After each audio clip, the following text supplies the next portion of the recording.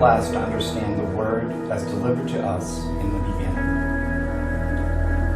Embodied throughout the wisdom of the ages, ensconced in silence, veiled in secrecy, she is now revealed to us in the new age of Archangel Michael, her primordial son, preceding the coming age of Aquarius, that we may witness and render the reconciliation and redemption of Eve as prophesied since ancient and in more recent times.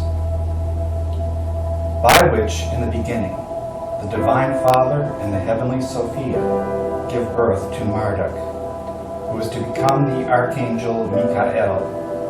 So was born Adam in human spiritual form, and from the flesh of Adam, the human Sophia, or Eve, the mother of humanity and of all life, as manifested through the divine hierarchy of the heavenly Sophia.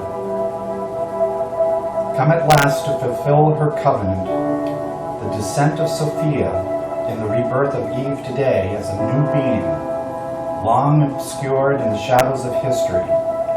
The mysteries surrounding the second coming are revealed, as reconciliation with what was once forsaken with the sacred feminine is now at hand. The reckoning of Eve's covenant coming from ages past are acknowledged in its delivery now. Where once the human as an androgynous being, Adam, as the divine human spirit, represents the primordial man, the divine human archetypal father of mankind, and created through him and the heavenly Sophia the being Eve, as the eternal soul, the mother of humanity and of source of all life through reflection of the light of Archangel Michael. What was once joined in unity as one became two, as described in Genesis, as the Creator generated self-knowledge of itself through divine reflection of the heavenly Sophia through Eve. This mystical knowledge is therefore an actual event in the cosmic process of creation. Yet this knowledge withheld, forbidden, not the knowledge of good and evil itself, but its fruits. What does this mean? At the time of humanity's original fault, thrust from eternal life into the transitory world of generated existence, mankind became imprisoned in flesh, physical bodies, for the first time. Now with the knowledge of good and evil, mankind, for its great sacrifice, for the chance to be truly free, now knows suffering through war, disease, famine, poverty, and physical death. Cast out of the Garden of Paradise, two ways open up for humanity. Number one, to become immersed in the transitory world of the senses, and there remain a prisoner of our own unawakened state, thereby subject to the causes of everything that happens in this transitory world. Or two, become reborn and recreated in cosmic universal consciousness, and reattain our true natural powers, our origin and destiny as divine spirits. To attain again the true divine status of the pre-human, pure spiritual state of consciousness and awareness, within its proper place in the divine hierarchy, is the living seed that resides still within the womb of humanity, and the ripening of the great potential for becoming, in the fruition of our labor, that is again born within us. Self-evidence of the second coming of Sophia, first with Eve, and now to come again resurrected in her rebirth, the coming daughter of the divine goddess of wisdom, the heavenly Sophia, is manifested now in the second coming of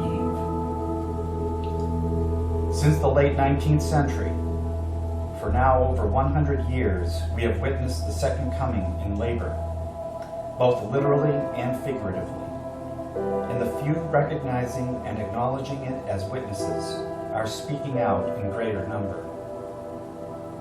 The The message coming to humanity is not difficult to understand or to know, but at first must be perceived.